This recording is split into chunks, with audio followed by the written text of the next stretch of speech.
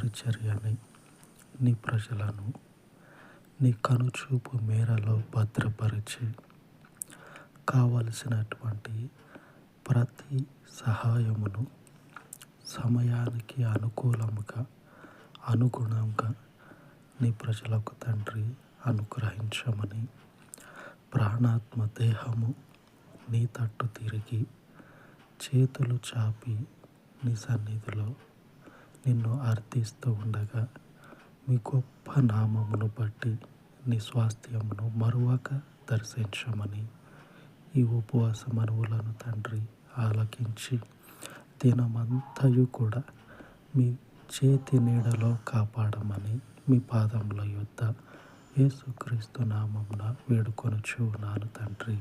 ఆమేన్, ఆమేన్. మన దేవుని కృప మనకు తోడయుండును గాక. ఆమేన్, ఆమేన్.